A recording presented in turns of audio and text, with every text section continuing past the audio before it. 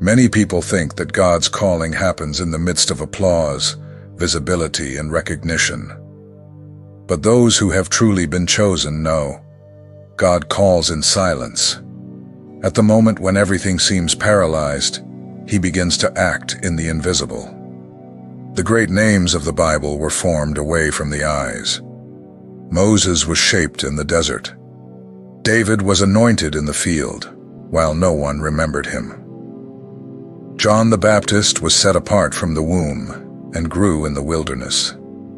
Even Jesus, before starting his ministry, spent time alone, being prepared by God in the desert.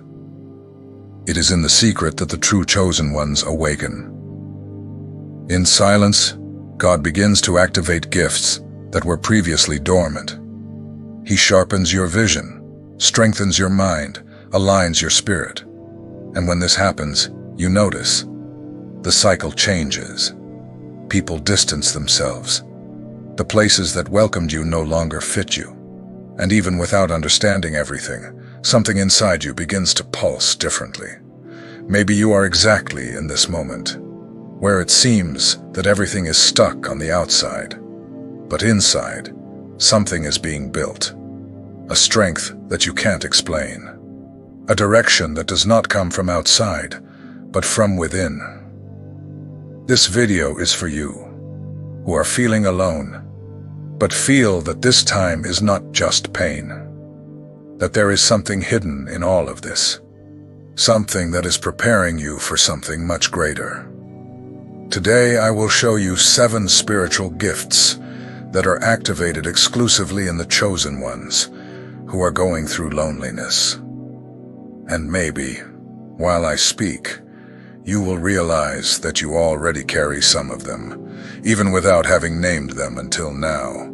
And if this message has already started to make sense to you, subscribe to the channel. Here is a space for the chosen ones who are being shaped in the secret.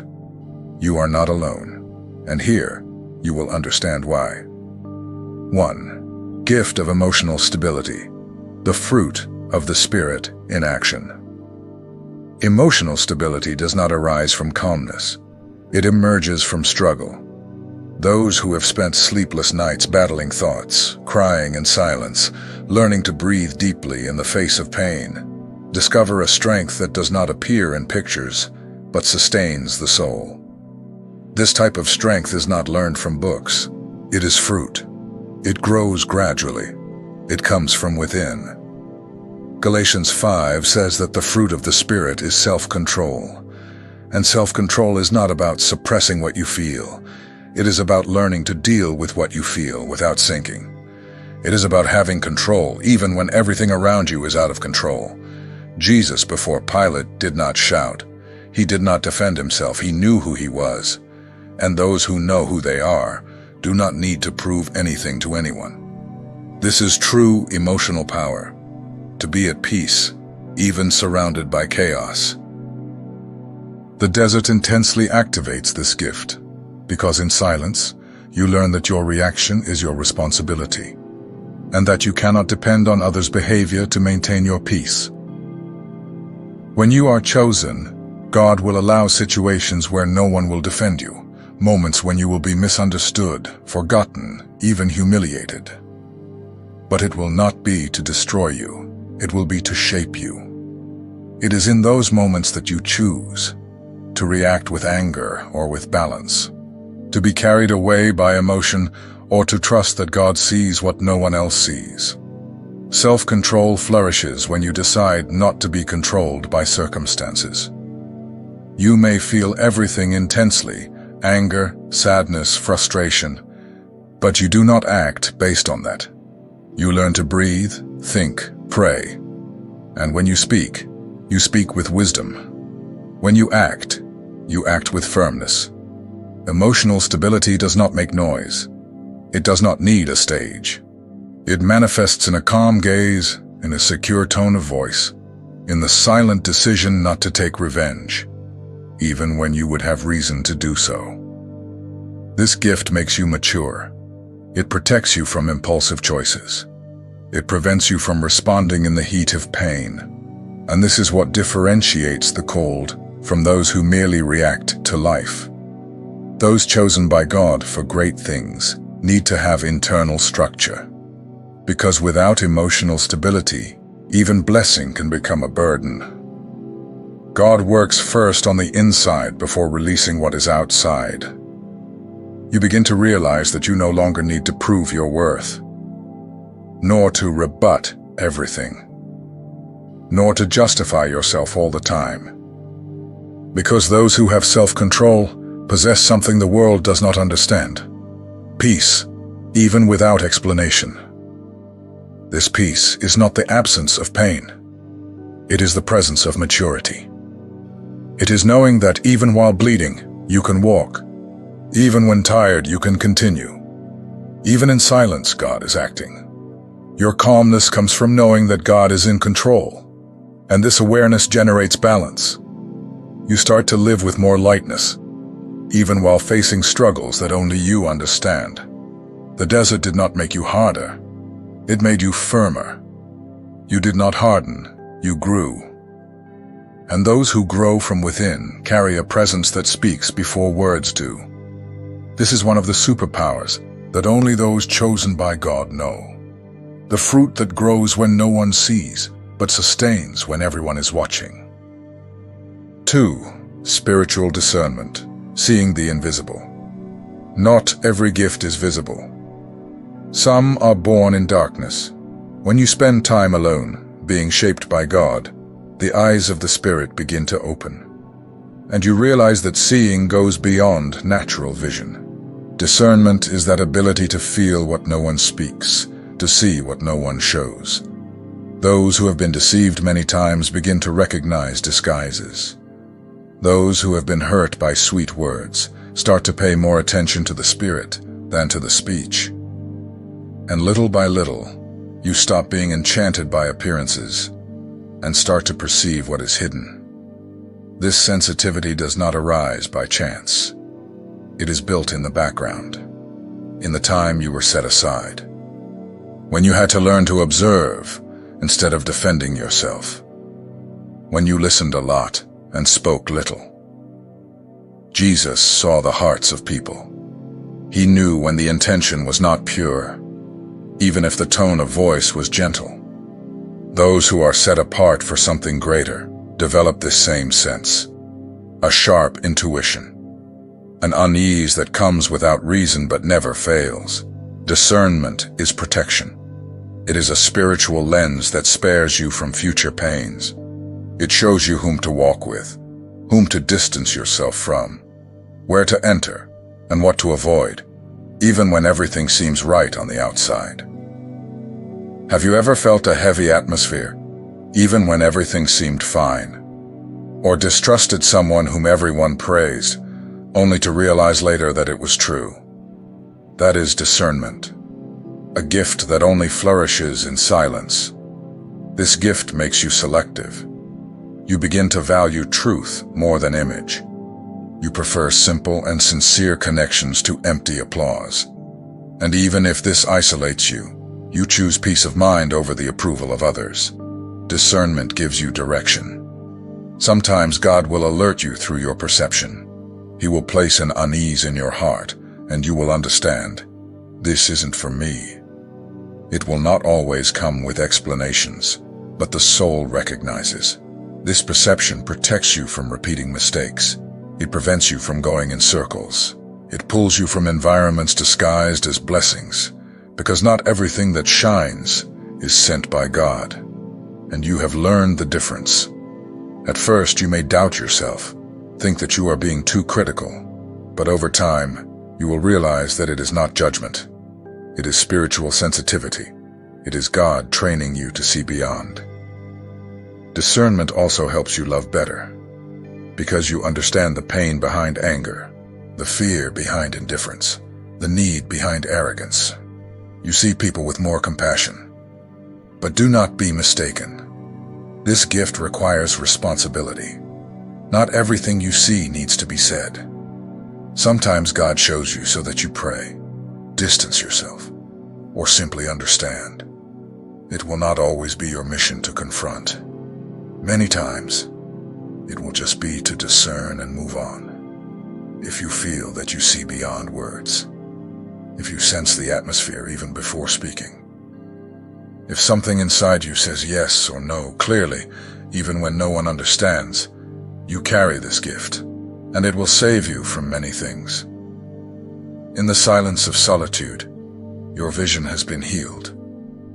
The time that seemed lost was, in fact, a training to help you see with the eyes of the Spirit, and this is too precious to be ignored.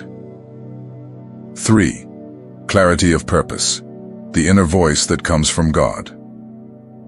At some point along the journey, everything around becomes confusing. Many voices, many opinions, many paths. But those who are chosen by God discover a direction that does not come from the outside. It is born from within. And generally, it is in silence that this voice begins to speak more loudly.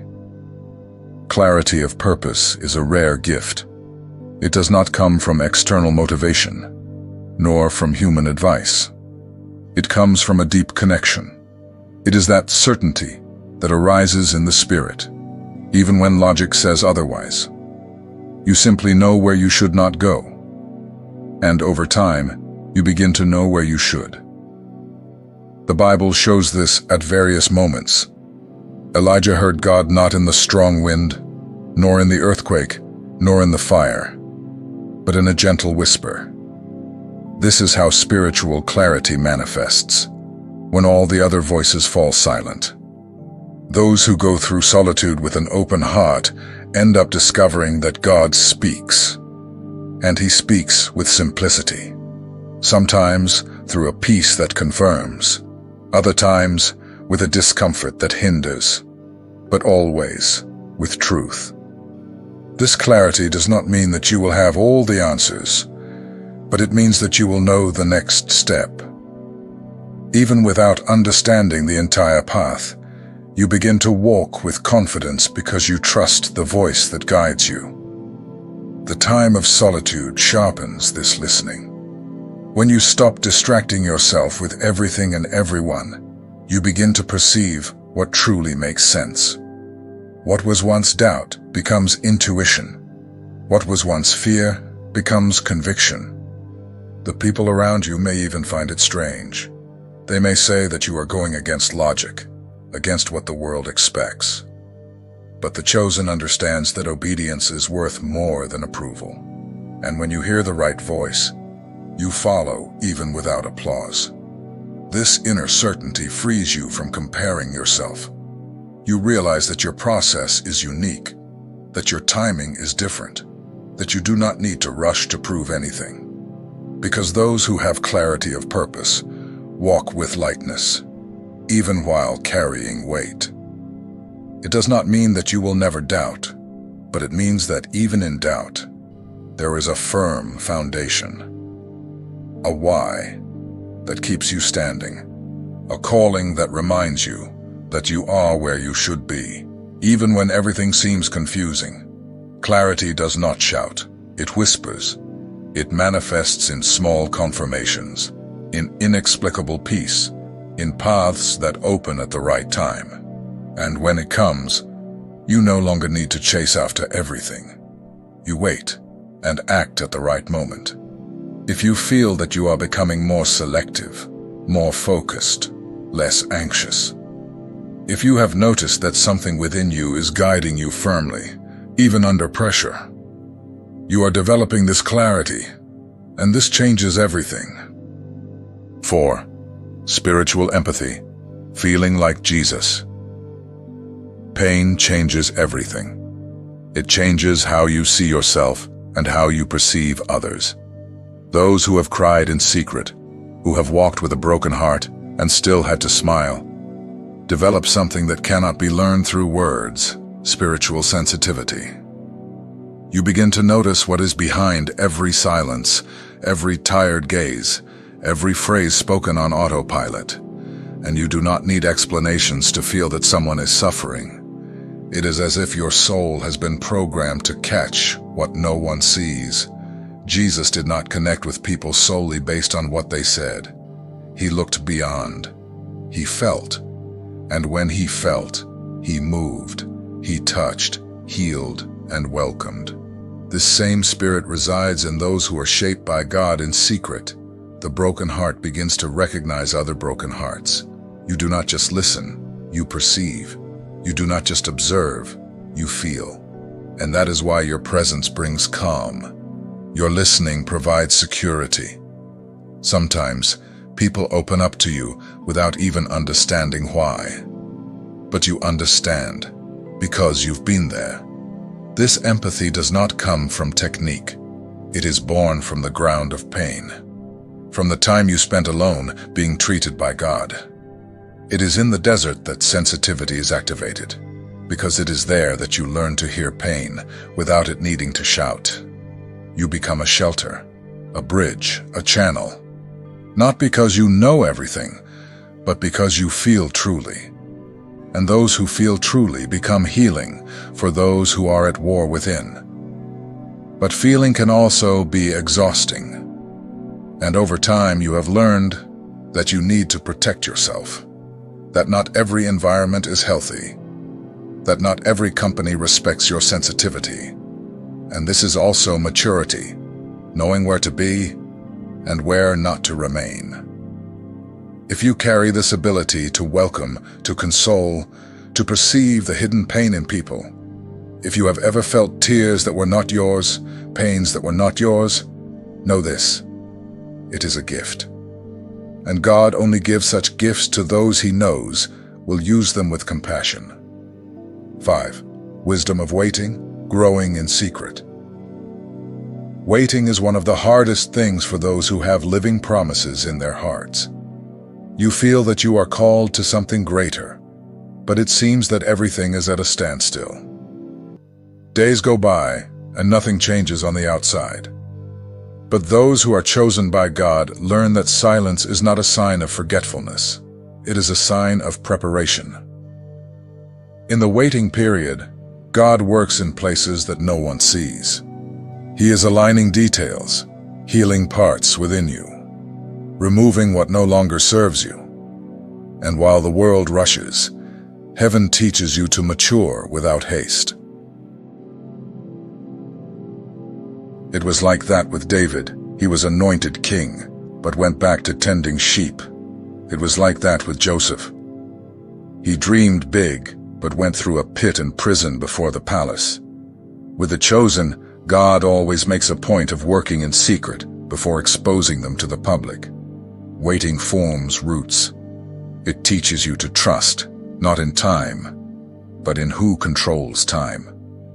You learn to rest even without answers, to obey even without understanding. And this kind of maturity cannot be bought. It is built. It is in this process that wisdom is born. You stop chasing everything. You begin to discern what is yours, what is God's, and what is just distraction. Your decisions become lighter, firmer, and deeper. If you are in a time of silence, of pause, where nothing seems to move, know this: you are not stagnant. You are being trained. You are being aligned. And when the right time comes, it will all make sense. Everything will fall into place. The wisdom of waiting is a superpower of the chosen, because it transforms delay into maturity. And those who learn to grow in secret carry a weight of glory that is not easily shaken. 6. Spiritual identity. The courage to be different. Being different has always been a source of discomfort for you. From an early age, you realized that you didn't think like others, didn't fit into groups, nor followed the same rhythm. This has caused you shame. It has made you wonder if there was something wrong with you. But gradually, you began to understand. This was not a mistake. It was a sign that you were set apart, not to be better, but to be unique. Your difference is not a flaw, it is a tool. It was God who placed in you this sensitivity, this intense way of feeling, thinking, perceiving the world. Jeremiah was set apart from the womb. And he did not feel ready. He said he was too young, too inexperienced. But God answered, "Before you were formed, I already knew you." Spiritual identity begins there, in the recognition that God formed you with intention. John the Baptist was not like others. He dressed strangely, lived in the desert, spoke with authority. He did not follow patterns. He broke patterns. And for this reason, he was an instrument of God to prepare the way. This is the hallmark of the chosen. They do not mold themselves, they reveal. Often what sets you apart will be the reason for strange looks, silent criticisms, and disguised exclusions. But do not be alarmed. This is part of it. Spiritual identity separates you for something greater, and the separation hurts at first. You will notice that while everyone follows one path, yours always seems alternative. While everyone is comfortable with what is common, you feel uncomfortable. You want more. You seek more. You need more depth. This is not arrogance. It is thirst. It is the spirit within you pulling you to a level that not everyone wants to access. And when you decide to follow this calling, many things change, especially your relationships. Being different requires courage, because the world will try to mold you. It will try to fit you into labels, patterns, expected behaviors. But those who know who they are do not bend to please. They live in truth, even if it costs them applause. Romans says, "Do not conform to this world, but be transformed by the renewing of your mind." And this transformation begins when you accept that you are called to live outside the box. You may not have the same ambitions. You may not desire what everyone desires. You may see value where no one else sees. And this is a gift, not a disadvantage. Accepting your spiritual identity is liberating, because it allows you to stop comparing yourself, to stop trying to imitate, to stop forcing yourself to be part of something that no longer relates to you.